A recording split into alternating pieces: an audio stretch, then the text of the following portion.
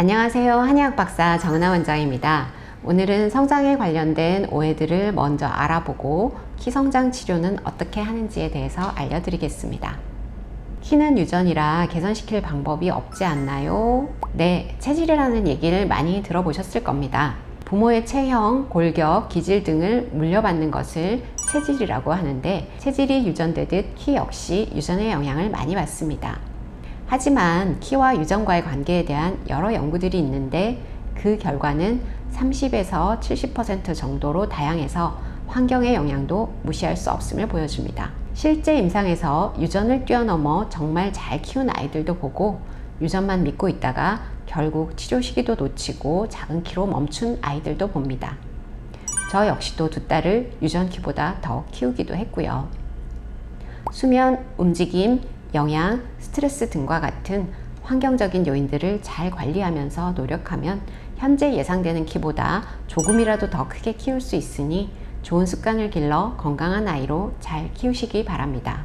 남자아이들은 늦게까지 자라니까 조금 두고 봐도 되지 않을까요? 요즘 부쩍 남자 중학생들이 내원하는 경우가 늘었는데요. 대부분의 부모님들이 코로나 때문에 정말 심각한 질환이 아니면 아이들을 데리고 클리닉을 찾기가 좀 그랬다 그러시더라고요. 또 남자아이인데 늦게라도 크겠지, 조금만 더 지켜봐도 되겠지 했다는 겁니다. 그런데 최근 들어 너무 안 자라는 것 같아서 이제 검사도 하고 도움을 줄 수 있는 치료가 있다면 해야겠다고 오셨다는 거예요. 남자아이라도 중학생인데 최근 6개월 정도에 자라는 게 너무 더뎌요 한다면 성장판이 얼마 안 남아있을 가능성이 큽니다. 여자아이들만 성조수증이 있는 것이 아니고 남자아이들도 성조수증이 증가 추세에 있습니다. 또 성조수증이 아니더라도 부모님 세대보다는 모든 신체 발달이 평균 2년 정도 더 빠릅니다. 그러니 건강검진 한다 생각하시고 초등 저학년을 넘기지 않고 남자아이들도 성장 관련 검사를 하시기 바랍니다.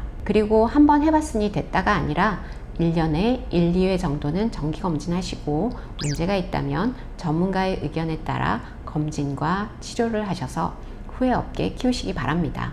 여자아이들은 초경을 하면 키가 멈춘다면서요. 제가 진료를 하면서 가장 많이 듣는 질문 중 하나인데요.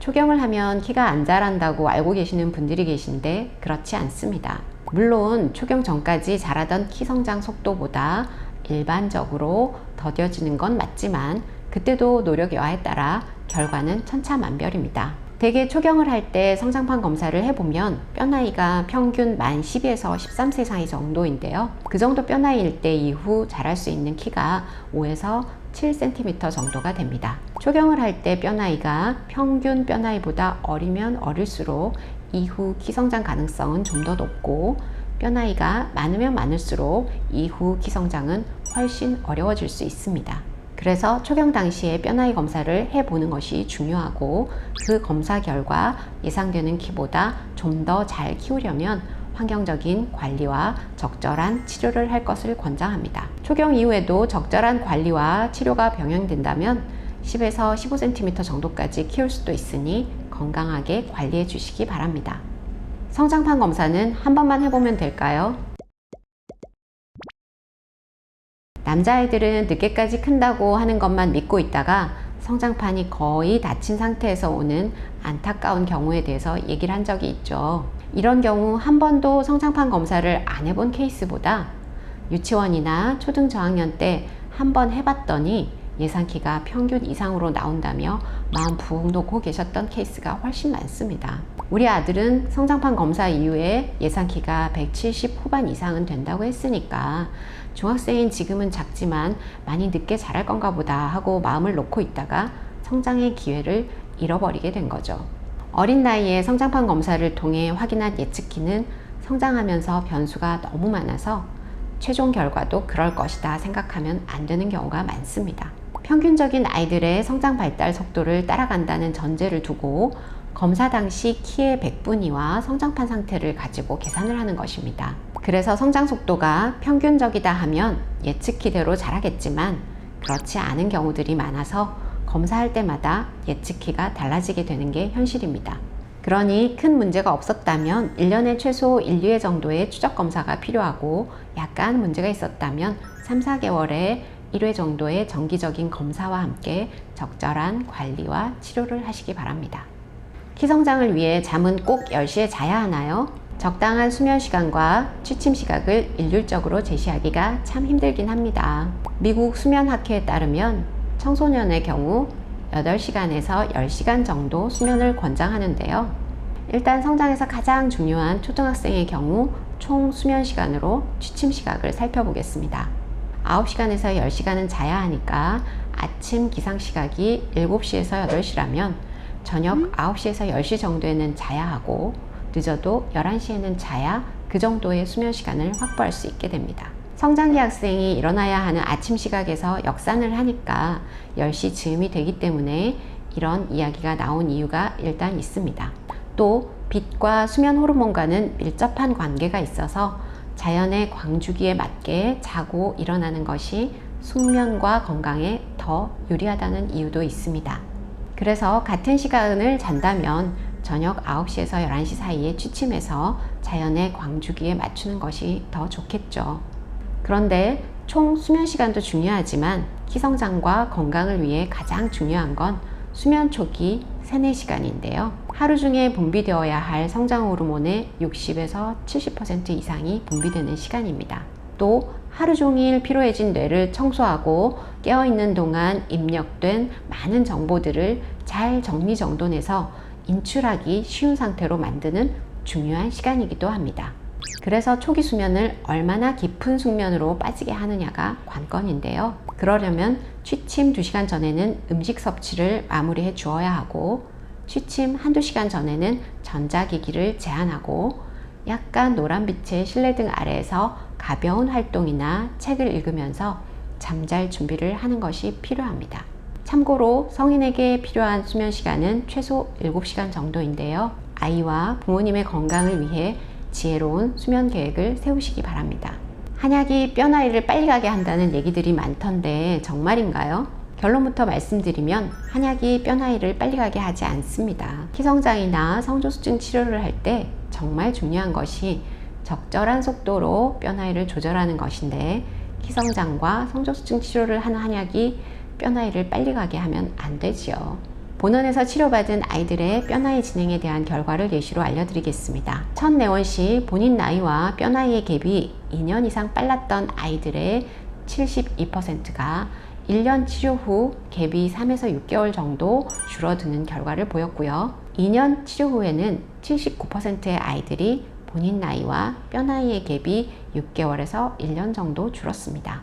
간혹 뼈 나이가 본인 나이보다 더 어려지는 경우들도 있습니다. 첫 내원 시 뼈 나이와의 갭이 성장 과정 중에 더 벌어지지 않는 것만 해도 키 성장률을 높여 좋은 결과를 낼 수 있는데 대부분의 경우 뼈 나이의 진행이 더디되면서 키 성장도 확보할 수 있으니 걱정하지 않으셔도 되겠습니다.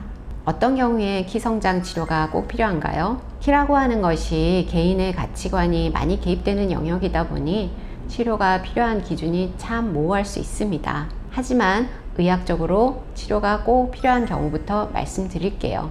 1. 또래 키 100분위 3% 이내의 아이. 2. 연간 키성장 4cm 미만의 아이. 3. 또래 평균 신장보다 10cm 이상 작은 아이. 4. 성장 호르몬 검사에서 성장 호르몬이 결핍인 아이. 5.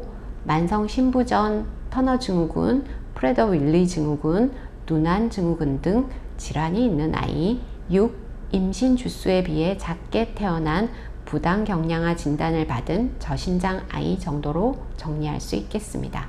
말씀드린 1, 2, 3번의 경우는 특발성 저신장증일 가능성이 큰데요. 저신장이 되는 특별한 원인은 없고 성장 호르몬 분비는 정상인 경우를 얘기합니다.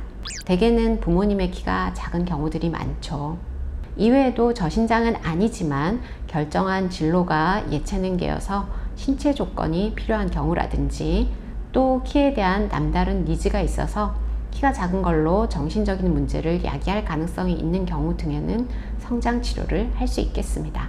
마지막으로 성장과 따로 생각할 수 없는 성조수증 치료를 하는 경우 키 성장이 예상보다 잘 안 되면서 최종 키의 손실이 예측될 때도 키 성장에 대한 보조적인 치료를 해주어야 합니다. 키 키성장 치료는 어떻게 하나요? 성조숙증, 성장, 성적은 부모님들이 우리 아이들의 문제 중 가장 관심 있는 문제들이죠. 그래서 키성장에 좋다는 영양제들도 정말 많이 먹이고 계시던데요.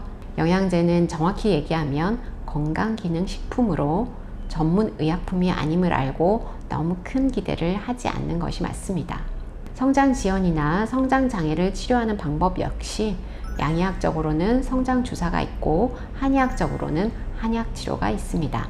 성장 주사는 매일 또는 일주일 단위로 자기 전에 자가로 주사를 하게 되는데요. 성장 호르몬 결핍이 있거나 질환에 의한 저신장증에는 효과가 확실히 있는데 특발성 저신장의 경우는 효과를 보장할 수 없는 부분이 있어서 신중히 생각하고 결정하셔야 합니다. 최근에는 큰 키에 대한 선호로 저신장이 아님에도 키를 더 키우기 위해 성장 주사를 맞는 경우도 많아졌는데 효과도 효과지만 부작용에 대해서도 전문의로부터 충분히 확인하시는 것이 필요하겠습니다. 한의학적으로 처방하는 성장 한약은 성장 지연이나 성장 장애가 나타나는 원인을 분석해서 1:1 맞춤 처방을 하게 되니 부작용의 위험이 적겠죠. 또 비만이나 당뇨가 있는 아이들의 경우 성장 호르몬 주사를 맞기 힘들 수 있는데 한약 치료는 비만과 당뇨를 개선하면서 성장을 함께 도울 수 있는 장점이 있습니다. 효과적인 성장 한약을 처방하기 위해서는 진단과 경과 관찰 시 한의학적인 검사와 양의학적인 검사가 항상 통합적으로 이루어져야 합니다.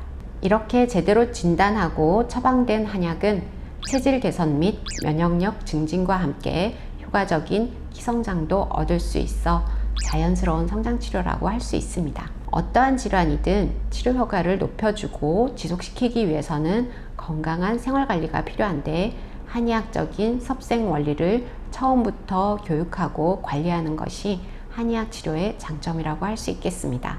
이 시간에 알려드린 내용들이 우리 아이들의 건강한 성장에 도움이 되길 바라고 경청해 주셔서 감사합니다.